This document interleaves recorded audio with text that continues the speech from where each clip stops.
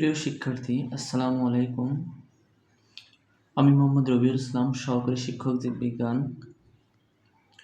আজকে আমি জীববিজ্ঞানের নবম ও দশম শ্রেণীর জীবকোষ ও টিস্যু অর্থাৎ তোমাদের দ্বিতীয় অধ্যায়ের মাইটোকন্ড্রিয়ার গঠন, চিত্রসহ মাইটোকন্ড্রিয়ার গঠন এই বিষয়টি নিয়ে অনলাইন ক্লাসে হাজির হয়েছি।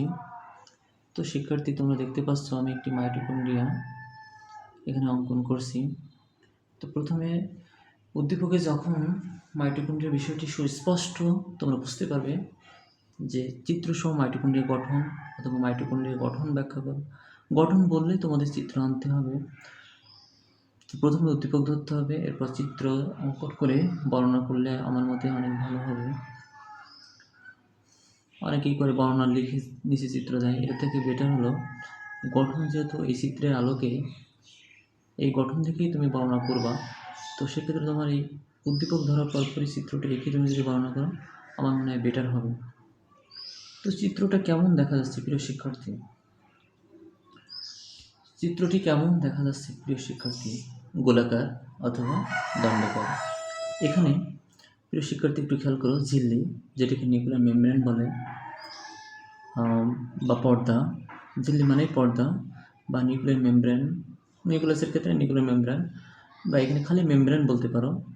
ঝিল্লি মানে পর্দা।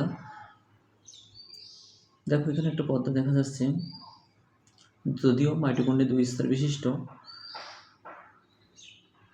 এখানে দেখা যাচ্ছে কৃষ্টি।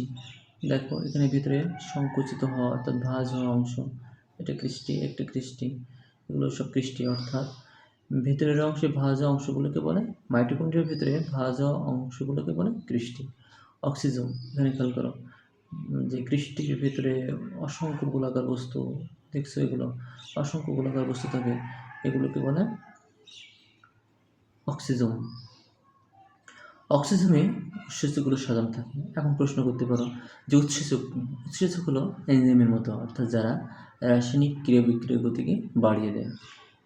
এখানে মাইটোকন্ড্রিয়ার ভিতরে এই কৃষ্টির ভিতরেই জেলির মতো বা তরলাকার অংশ থাকে, এই তরলাকার অংশকে বলে ম্যাট্রিক্স। এখন প্রিয় শিক্ষার্থী, মাইটোকন্ড্রিয়ার চিত্রের আলোকে কীভাবে পয়েন্ট বর্ণনা করবো আমি সেটা দেখিয়ে দিচ্ছি। 1. মাইটোকন্ড্রিয়া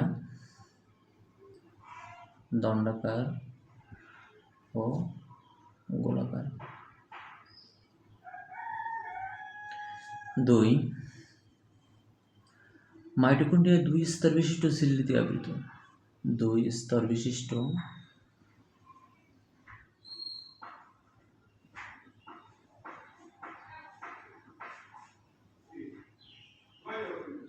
দ্বারা আবৃত। ভিতরের স্তরটি ভিতরের দিকে ভাঁজ হয়ে আছে। ভিতরের স্তরটি এখানে চিত্রে একটু খেয়াল করা, আগেও যদি দেখাইছি, ভিতরে ভাঁজ হওয়া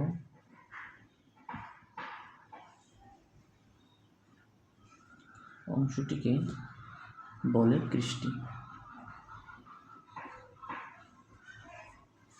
4. কৃষ্টির গায়ে গোলাকার অসংখ্য বস্তু থাকে, এগুলোকে বলে অক্সিজোম। কৃষ্টির গায়ে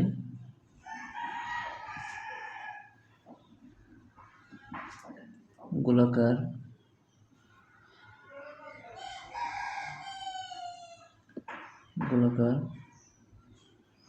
বস্তু থাকে,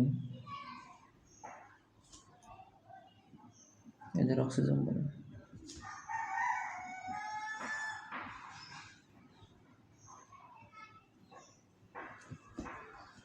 5. মাইটোকন্ড্রিয়ার ভিতরে ম্যাট্রিক্স থাকে, অর্থাৎ ম্যাট্রিক্স কিরকম? তরলাকার অংশ।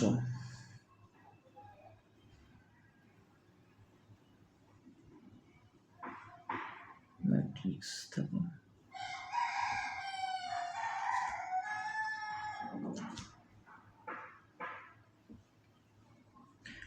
6 নম্বর, শ্বসন কার্যে সাহায্য করা মাইটোকন্ড্রিয়ার প্রধান কাজ।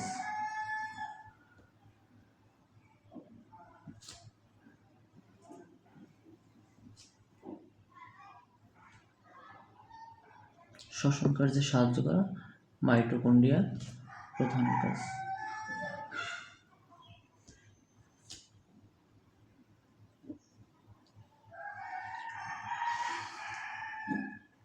মাইটোকন্ড্রিয়াকে কোষের শক্তি উৎপাদন কেন্দ্র বা পাওয়ার হাউস বলা হয়।